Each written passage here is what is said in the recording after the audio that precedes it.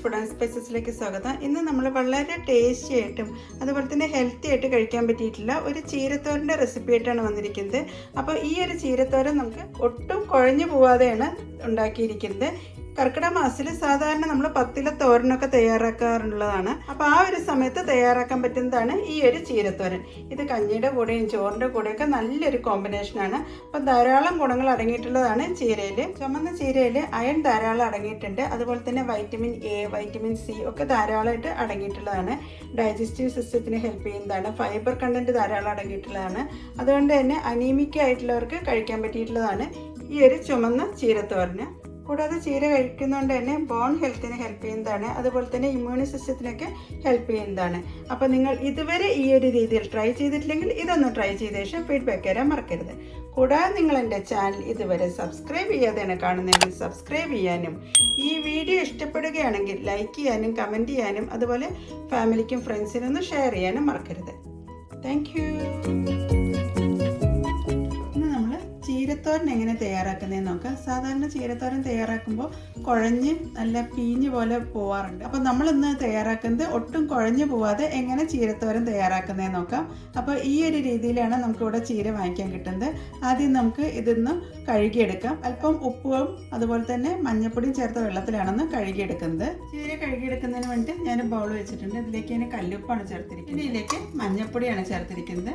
മഞ്ഞൾപ്പൊടി ഉപ്പും ചേർത്ത ശേഷം നന്നായി ഇളക്കിയെടുക്കാം. ശേഷം നമ്മുടെ ചീര ഇതിനകത്ത് ചേർത്ത് പെട്ടെന്ന് തന്നെ കഴുകിയെടുക്കണം. കാരണം ചീര കൂടുതൽ നേരം വെള്ളത്തിൽ കിടക്കുന്നുണ്ടെങ്കിൽ ഇതിൽ നിന്ന് ആ ചുമന്ന കളറൊക്കെ ഇളകി വെള്ളത്തിലേക്ക് ചേരുന്നത് കാണാം. അപ്പോൾ വീട്ടിലുള്ള ചീര തന്നെയാണെങ്കിൽ ജസ്റ്റ് പച്ചവെള്ളത്തിലൊന്ന് കഴുകിയെടുത്താൽ മതി. ഇതിപ്പോൾ കടയിൽ നിന്ന് വാങ്ങിച്ചുകൊണ്ടാണ് ഞാനിപ്പോൾ ഉപ്പും അതുപോലെ തന്നെ മഞ്ഞൾപ്പൊടിയും ചേർത്ത വെള്ളത്തിലൊന്ന് കഴുകിയെടുക്കുന്നത്. ഇനി ഇതിൽ നിന്ന് വാടിയ ഇലകളുണ്ടെങ്കിൽ അത് മാറ്റാം. അതുപോലെ തന്നെ കേടായ ഇലകളൊക്കെ ഉണ്ടെങ്കിൽ അതൊക്കെ ഒന്ന് മാറ്റിയിട്ട് വേണം അരിഞ്ഞെടുക്കാൻ. ഒരു 2 മിനിറ്റ് നേരം നമുക്ക് ഉപ്പും മഞ്ഞൾപ്പൊടിയും ചേർത്ത വെള്ളത്തിലൊന്ന് മുക്കി വെച്ചാൽ മതി. അതിനുശേഷം 1-2 പ്രാവശ്യം ഒന്ന് വെള്ളത്തിലൊന്ന് കഴുകിയെടുക്കാം. ഇതുപോലെ പുല്ലൊക്കെ ഉണ്ടാവും. അപ്പോൾ അതൊക്കെ ഒന്ന് മാറ്റിയിട്ട് വേണം കഴുകിയെടുക്കാൻ. അങ്ങനെ നമ്മൾ ചീരയൊക്കെ നന്നായി കഴുകിയെടുത്തിട്ടുണ്ട്. അതിനുശേഷം ഇലയും അതുപോലെ തന്നെ തണ്ടും വേർതിരിച്ചെടുത്തിട്ടുണ്ട്. അപ്പോൾ ചീരയുടെ തണ്ട് നമ്മൾ നോക്കുന്ന സമയത്ത് സൈഡിലൊക്കെ പൂ പോലെയൊക്കെ ഉണ്ടെങ്കിൽ അതൊക്കെ ഒന്ന് പറിച്ച് മാറ്റിയിട്ട് വേണം അരിഞ്ഞെടുക്കാൻ. തണ്ട് വേവുന്നതിന് വേണ്ടിയിട്ട് കുറച്ച് കൂടുതൽ സമയം ആവശ്യമുണ്ട്. ഇല പെട്ടെന്ന് തന്നെ വെന്ത് കിട്ടുന്നതാണ്. അതുകൊണ്ടാണ് നമ്മളിങ്ങനെ സെപ്പറേറ്റ് ആയിട്ട് മാറ്റിയെടുത്തിരിക്കുന്നത്. ഇനി നമുക്ക് ഇലയും തണ്ടും സെപ്പറേറ്റ് ആയിട്ട് തന്നെ കുനുകുനാന്ന് അരിഞ്ഞെടുക്കാം. ഞാനിതാ ചീരയുടെ ഇലയിൽ നിന്നുള്ള വെള്ളമൊക്കെ പോകാൻ വേണ്ടി ഞാനൊരു ടിഷ്യൂ വെച്ചിട്ടുള്ള സ്ട്രെയിനറിലാണ് വെച്ചിരിക്കുന്നത്. ഇനി നമുക്ക് ഈ തണ്ടൊന്ന് ചെറുതായിട്ടൊന്ന് അരിഞ്ഞെടുക്കാം. മൂത്ത തണ്ടൊക്കെ ഒന്ന് മാറ്റിയെടുത്ത ശേഷം വേണം അരിഞ്ഞെടുക്കാൻ. അതുപോലെ ഇതിൻ്റെ ഇടയിലുള്ള പൂവൊക്കെ ഒന്ന് മാറ്റിയിട്ടാണ് നമ്മളിനി അരിഞ്ഞെടുക്കുന്നത്. ചെറുതായിട്ട് വേണം അരിഞ്ഞെടുക്കാൻ. എങ്കിലാണ് ചീര പെട്ടെന്ന് തന്നെ വെന്ത് കിട്ടുള്ളൂ. ഇതുപോലെ നമുക്ക് എല്ലാ തണ്ടൊന്ന് അരിഞ്ഞെടുക്കാം. അങ്ങനത് അരിഞ്ഞു വെച്ചിട്ടുള്ള ചീരത്തണ്ടാണ് പാത്രത്തിലേക്ക് മാറ്റുന്നത്. ഇതുപോലെ പൊടിയായിട്ട് വേണം അരിഞ്ഞെടുക്കാൻ. തണ്ടരിഞ്ഞ പോലെ നമുക്ക് ഇലയും ചെറുതായിട്ടൊന്ന് അരിഞ്ഞെടുക്കാം. അങ്ങനത്തെ പൊടിയായി അരിഞ്ഞു വെച്ചിട്ടുള്ള ഇലയും നമുക്ക് പ്ലേറ്റിലേക്ക് ചേർക്കാം. ഇനി ഇതിലേക്ക് വേണ്ടിയിട്ടുള്ള തേങ്ങ അരപ്പിന് വേണ്ടിയിട്ട് ഞാൻ അരമുറി തേങ്ങയാണ് കട്ട് ചെയ്തെടുക്കാൻ പോകുന്നത്. ഞാനത് അരമുറി തേങ്ങയാണ് മിക്സിയുടെ ജാറിലേക്ക് ചേർത്തിട്ടുണ്ട്. ഇനി നമ്മൾ ഇതിലേക്ക് ചേർക്കുന്നത് 2 വെളുത്തുള്ളിയും അതുപോലെ തന്നെ 2 കൊച്ചുള്ളിയാണ്. ഇനി നമ്മൾ ഇതിലേക്ക് ചേർക്കുന്നത് 1/2 ടീസ്പൂൺ നല്ല ജീരകമാണ്, അതായത് ക്യുമിൻ സീഡ്. പിന്നെ ഇതിലേക്ക് ഒരു 1/4 ടീസ്പൂൺ മഞ്ഞൾപ്പൊടിയും കൂടി ചേർത്ത ശേഷം നന്നായി ഒന്ന് ചതച്ചെടുക്കാം. കൂടുതലായിട്ട് അരഞ്ഞു പോകേണ്ട ആവശ്യമില്ല. തോരനൊക്കെ എപ്പോഴും ഒന്ന് ചതച്ചെടുത്താൽ മതി. എന്താ നമ്മുടെ തോരനുള്ള അരപ്പൊക്കെ ഒന്ന് ചതച്ചെടുത്തിട്ടുണ്ട്. ഈ ഒരു രീതിയിലാണ് ചതച്ചെടുത്തിരിക്കുന്നത്. ഇനി നമുക്ക് ചീരത്തോരൻ എങ്ങനെ തയ്യാറാക്കാന്നുള്ളത് നോക്കാം. ചീരത്തോരൻ തയ്യാറാക്കാൻ വേണ്ടി ഞാനൊരു പാൻ സ്റ്റവിൽ വെച്ചിട്ടുണ്ട്. പാൻ ചൂടായി കഴിയുമ്പോൾ നമുക്കിതിലേക്ക് വെളിച്ചെണ്ണ ചേർക്കാം. ഒരു 1.5 to 2 ടേബിൾ സ്പൂൺ വരെ വെളിച്ചെണ്ണ ചേർക്കാവുന്നതാണ്. എണ്ണ നന്നായി ചൂടായി കഴിയുമ്പോൾ നമുക്കിതിലേക്ക് 1/2 ടീസ്പൂൺ കടുക് ചേർക്കാം. കടുകൊക്കെ നന്നായി പൊട്ടി കഴിയുമ്പോൾ നമുക്കിതിലേക്ക് അരിഞ്ഞു വെച്ചിട്ടുള്ള കൊച്ചുള്ളി ചേർക്കാം. ഇതൊരു 12 to 15 കൊച്ചുള്ളിയാണ് ഞാൻ ചേർക്കുന്നത്. അപ്പോൾ നിങ്ങളുടെ കയ്യിൽ കൊച്ചുള്ളി ഇല്ലെങ്കിൽ സവാള പൊടിയായി അരിഞ്ഞത് ചേർത്താലും മതി. ഇനി നമുക്കിതിലേക്ക് ചേർക്കാം. അതിൻ്റെ കൂടെ തന്നെ 2 വറ്റൽമുളക് കട്ട് ചെയ്തും കൂടി ചേർക്കുന്നുണ്ട്. ഞാനിപ്പോൾ ഇതിലേക്ക് കറിവേപ്പില ചേർക്കുന്നില്ല. ഇനി കൊച്ചുള്ളിയൊക്കെ നന്നായി ചുമന്ന് വരുന്നവരെയാണ് നമുക്ക് വഴറ്റിയെടുക്കേണ്ടത്. അങ്ങനെ ആകുമ്പോഴാണ് നമ്മുടെ ആ തോരന് നല്ലൊരു ഫ്ലേവർ കിട്ടുന്നത്. അങ്ങനെ ഉള്ളിയൊക്കെ നല്ല മൂത്തൊരു മണം വരാൻ തുടങ്ങിയിട്ടുണ്ട്. ഈ സമയത്താണ് നമ്മളിതിലേക്ക് അരപ്പ് ചേർക്കുന്നത്. വെള്ളം ചേർക്കാതെ വേണം നമുക്ക് ഈ ഒരു ചീരത്തോരൻ തയ്യാറാക്കേണ്ടത്.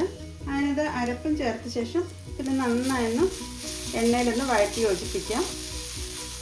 വെളുത്തുള്ളിയുടെയും കൊച്ചുള്ളിയുടെയൊക്കെ ആ പച്ചമണം മാറുന്ന വരെയാണ് ഇളക്കി യോജിപ്പിക്കേണ്ടത്. ഞാൻ അരപ്പ് ചേർക്കുന്ന സമയത്ത് പച്ചമുളക് ചേർത്തിട്ടുണ്ടായിരുന്നില്ല. അതുകൊണ്ട് തന്നെ നമുക്ക് ഈ ഒരു സമയത്ത് കട്ട് ചെയ്ത് വെച്ചിട്ടുള്ള പച്ചമുളക് ചേർക്കാം. എരിവിനാവശ്യമായ മുളകാണ് ചേർത്തിരിക്കുന്നത്.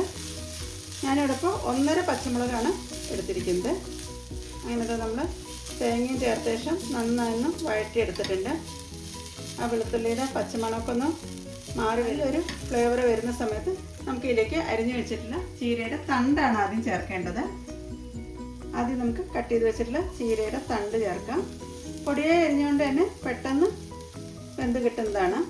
അങ്ങനെ തണ്ടും ചേർത്ത ശേഷം നന്നായൊന്ന് മിക്സ് ചെയ്തെടുക്കാം.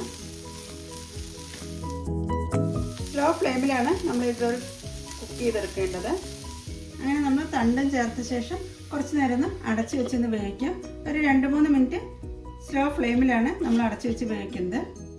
അപ്പോൾ ചീരയുടെ തണ്ട് കുറച്ച് മൂത്ത തണ്ടൊക്കെ ആണെങ്കിൽ 1 ടേബിൾ സ്പൂൺ വെള്ളമൊക്കെ ചേർത്തിട്ട് അടച്ചു വെച്ച് വേവിക്കാം. ഇതിപ്പോൾ ചെറിയ തണ്ടായതുകൊണ്ടാണ് ഞാനിപ്പോൾ വെള്ളമൊന്നും ചേർക്കാതെ തന്നെ അടച്ചു വെച്ച് ആവിയിൽ വേവിച്ചെടുക്കുന്നത്. അതിനത് ചീരത്തണ്ട് ചേർത്ത ശേഷം ഒരു 2-3 മിനിറ്റ് നേരം നമ്മൾ ആവിയിലൊന്ന് വേവിച്ചെടുത്തിട്ടുണ്ട്.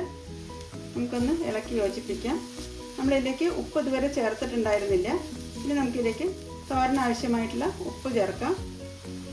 ഞാനിപ്പോൾ ഇതിലേക്ക് പിങ്ക് സോൾട്ടാണ് ചേർക്കുന്നത്. അങ്ങനെ ഉപ്പും ചേർത്ത ശേഷം നന്നായൊന്നും കൂടി ഒന്ന് മിക്സ് ചെയ്തെടുക്കാം. കാരണം ഇലക്കറികളൊക്കെ ഉണ്ടാക്കുന്ന സമയത്ത് ഉപ്പിൻ്റെ അളവ് വളരെ കുറച്ച് ചേർത്താൽ മതി. പെട്ടെന്ന് തന്നെ ഉപ്പ് പിടിക്കുന്നതാണ്. അങ്ങനെ നമ്മുടെ ചീരയുടെ തണ്ടൊക്കെ ഒരുവിധം വെന്ത് വന്നിട്ടുണ്ട്. ഇനി നമുക്കിതിലേക്ക് കട്ട് ചെയ്ത് വെച്ചിട്ടുള്ള ചീരയുടെ ഇല ചേർക്കാം. ചീരയില ചേർത്ത് കഴിഞ്ഞാൽ പിന്നെ അടച്ചു വെക്കേണ്ട ആവശ്യമില്ല. അടച്ചു വെച്ച് കഴിയുമ്പോൾ അതിൽ നിന്ന് നീരാവി ഇറങ്ങിയിട്ടാണ് ചീരത്തോരന് എപ്പോഴും കുഴഞ്ഞ പോലെ വരുന്നത്. തുറന്നു വെച്ച് തന്നെ ഇളക്കി നമുക്ക് വേവിച്ചെടുക്കാം. ഇടുന്ന സമയത്ത് നല്ലപോലെ ക്വാണ്ടിറ്റി തോന്നും.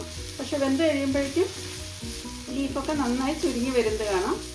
നമ്മുടെ ചാനലിൽ തന്നെ കട്ട പിടിക്കാതെ എങ്ങനെ മുരിങ്ങയിലത്തോരൻ തയ്യാറാക്കുക എന്നുള്ളൊരു വീഡിയോ ഇട്ടിട്ടുണ്ട്. അപ്പോൾ വളരെയധികം ആളുകൾ കണ്ട അഭിപ്രായം പറഞ്ഞിട്ടുള്ള നല്ലൊരു വീഡിയോ ആണിത്. അപ്പോൾ നിങ്ങൾ ഇതുവരെ ആ ഒരു വീഡിയോ കണ്ടിട്ടില്ലെങ്കിൽ അതുകൂടി ഒന്ന് കണ്ടു നോക്കേണ്ടതാണ്. ഞാനതിൻ്റെ ലിങ്ക് ഡിസ്ക്രിപ്ഷൻ ബോക്സിൽ പിൻ ചെയ്യുന്നതാണ്. തേങ്ങ അരപ്പും അതുപോലെ തന്നെ ചീരയിലയായിട്ട് നന്നായി മിക്സായി വരുന്ന രീതിയിൽ നമുക്ക് ഇളക്കി യോജിപ്പിക്കണം. ചീരയുടെ ഇലയിൽ നിന്ന് അല്പം വെള്ളമൊക്കെ ഇറങ്ങി വരുന്നതാണ്. ആ ഒരു വെള്ളത്തിൻ്റെ നനവ് കൊണ്ട് തന്നെ നമ്മുടെ ചീരയിൽ വെന്ത് കിട്ടുന്നതാണ്. കണ്ടോ, ഇലയുടെ ക്വാണ്ടിറ്റിയൊക്കെ വളരെയധികം കുറഞ്ഞു വന്നിട്ടുണ്ട്. അങ്ങനത്തെ ചീരയിലയും അതുപോലെ തന്നെ തേങ്ങ അരപ്പുമായിട്ടൊക്കെ നന്നായി മിക്സായി വന്നിട്ടുണ്ട്. ഇതൊട്ടും അടച്ചു വയ്ക്കാതെയും അതുപോലെ തന്നെ വെള്ളം ചേർക്കാതെയാണ് നമ്മൾ തയ്യാറാക്കിയിരിക്കുന്നത്. അതുകൊണ്ട് തന്നെ ഒട്ടും കട്ട പിടിക്കാതെ തന്നെ നമുക്ക് ചീരത്തോരൻ തയ്യാറാക്കി എടുക്കാൻ സാധിച്ചിട്ടുണ്ട്. അപ്പോൾ ഇത് കഞ്ഞിയുടെ കൂടെയും ചോറിൻ്റെ കൂടെയൊക്കെ നല്ലൊരു കോമ്പിനേഷനാണ്. പ്രത്യേകിച്ചും കർക്കിടക സമയത്ത് 10 ഇലകളൊക്കെയാണ് നമ്മൾ കഴിക്കാറുള്ളത്. അപ്പോൾ ഈ ഒരു കർക്കിടകത്തിന് നമുക്ക് ചീരത്തോരന് ഈ ഒരു രീതിയിലൊന്ന് കഴിച്ചു നോക്കുന്നത് വളരെ നല്ലതാണ്. പ്രത്യേകിച്ചും ഉലുവക്കഞ്ഞിയുടെ കൂടെയൊക്കെ നല്ലൊരു കോമ്പിനേഷനാണ് ഈ ചീരത്തോരന്. അപ്പോൾ അതാ നമ്മുടെ ചീരത്തോരനൊക്കെ റെഡി ആയിട്ടുണ്ട്. ഞാനിതിൻ്റെ ഫ്ലെയിം ഓഫ് ചെയ്യുകയാണ്. ഇനി നമുക്കിത് ഒരു സെർവിങ് ബൗളിലേക്ക് മാറ്റാം. അങ്ങനെ നമ്മുടെ ചീരത്തോരനാണ് സെർവിങ് ബൗളിലേക്ക് മാറ്റുന്നത്.